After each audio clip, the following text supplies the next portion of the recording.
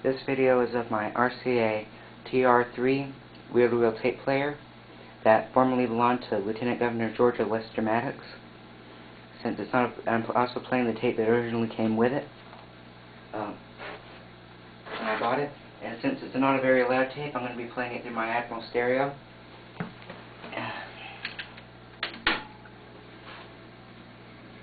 Here in New York is NBC News correspondent John Chancellor. Good evening. The White House announced today that President Nixon himself will personally review the case of Lieutenant Calley and make the final decision. This news came from San Clemente, California, where the president has been spending a few days and where there has been a heavy flow of mail, all of it in favor of Calley. The president made his decision last night after talking things over with members of his cabinet who are lawyers. One report leaked by the White House said the president awakened in the middle of the night in anguish over the Calley case. And here's how it went today at San Clemente. Yesterday, the president made the decision that before any final sentence is carried out in the case of Lieutenant Calley, the president will personally review the case and finally decide it. Since the court-martial decision was rendered in the case of Lieutenant Calley, this matter has received considerable attention at the Western White House. John Ehrlichman, who formerly was counsel to the president and is now assistant to the president, has been involved very extensively in these deliberations and discussions with the president. As you may know, the president's involvement in a case of this kind is entirely discretionary. In view of the fact that the sentence did not involve the sentence of death, in the Code of Military Justice, it's provided that the final decision is rendered by the Service Secretary. The only cases in which the president becomes involved in the review process under the Code of Military Justice are cases involving a sentence of death or cases involving general or flag officers. That not being the situation here, the military court having determined on a sentence of life imprisonment, the president would not necessarily have been involved in the review process. However, because of a whole combination of factors, the president has determined that he will personally review the case and make the ultimate decision in the case. This he has the right to do under the Constitution as Commander-in-Chief and under the Code of Military Justice, because he also, as Commander-in-Chief, has the power to convene courts-martial and therefore is the superior convening officer as a technical proposition.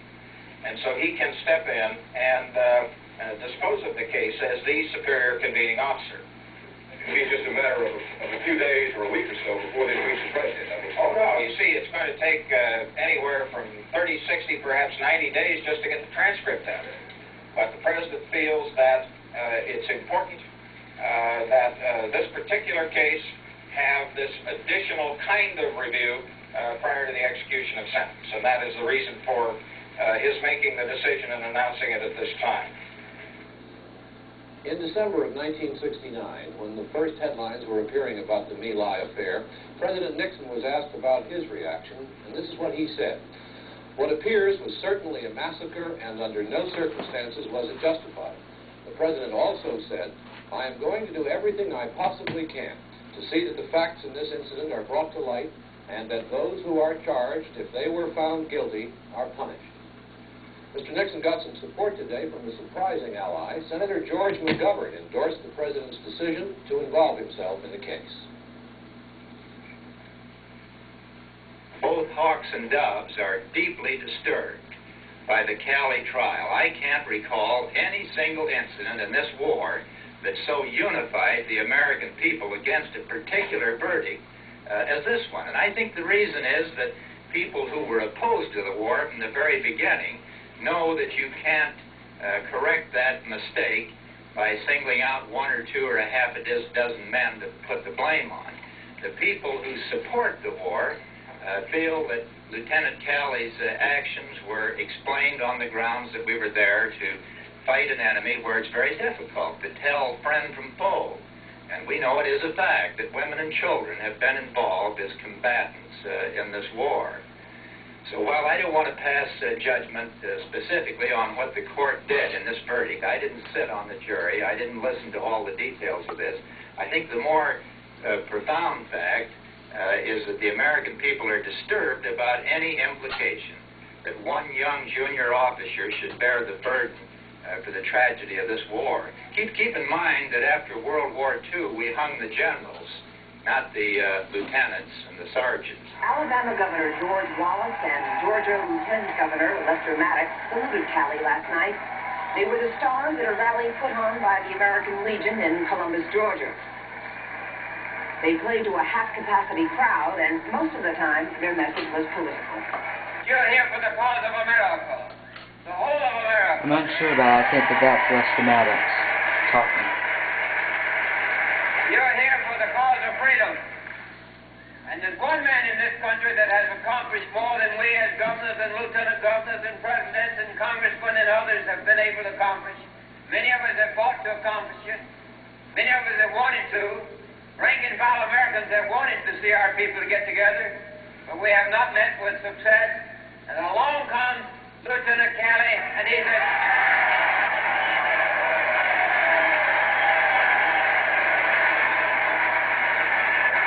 "Well, I say this, that there's no sense in the world, and I've been a judge and I'm an attorney, there's no sense in this world for it taking so long to try the case they tried in California, and it's no sense in the world to take so long on an appeal, and I can say this, that the politicians in Washington better not try to prolong this thing past the next presidential election.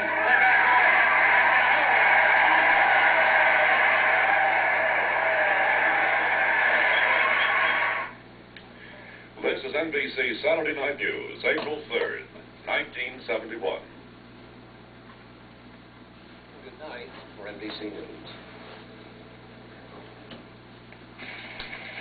Good evening. President Nixon announced today he will review and set the final punishment for Lieutenant William Calley. It was the second time in 48 hours Mr. Nixon had intervened in the case, which has attracted worldwide attention and extensive domestic protest. Presidential Assistant John Ehrlichman said Mr. Nixon decided to use his discretionary powers as Commander-in-Chief because of widespread public interest and because he felt it important to add a non-legal, non-technical review to the normal military appeal process. Asked by reporters what extra quality a presidential review would bring, Ehrlichman said, that's sort of in the heart of the man. Ehrlichman said the president's decision should in no way reflect on the merits of the case.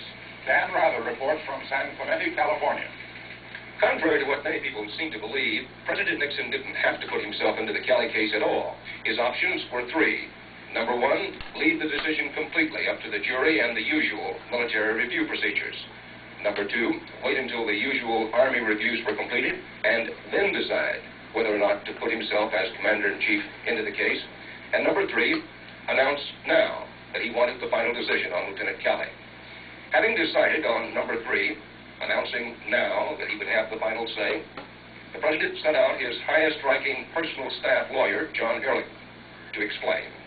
The President felt that in this case, having captured the interest of the American people to the degree that it has, that it was important for him to make clear at this stage of the proceedings that the entire review process would include more than simply the technical legal review which the Code of Military Justice provides. Before the sentence is put into operation at any stage of this review procedure, that is to say, at any final stage, and you can see from my description it could be final at a stage lower than the service secretary, depending on what the sentence then is. The President is saying before the sentence is finally putting it into operation at any level, he will personally review the case and will make the final decision in the case. It will be another 3 or 4 months at a minimum before President Nixon makes the final review on Lieutenant Calley. It will take at least that long for transcripts to be made and for the lower military reviews to be finished. Dan Rather, CBS News, with the presidential party in Southern California. Ehrlichman said the president reached his decision last night after meeting with Defense Secretary Laird, Attorney General Mitchell, HGW Secretary Richardson, and Counselor Robert Finch. Mr. Nixon might need a second term to carry out his review because military authorities estimate it could be 2 years before the Calais case reaches his desk. Mr. Nixon cannot increase the punishment for Lieutenant Calais, which has been set at life imprisonment with eligibility for parole in 10 years, but he could reduce it or issue a pardon. First reaction to the president's intervention tonight was favorable. Herbert Rainwater, head of the Veterans of Foreign Wars, said, "I am sure we'll all feel better, knowing the final decision will be made by the president and not the military. His astute judgment," said Mr. Rainwater, "in the past has demonstrated he is truly concerned and an aware leader."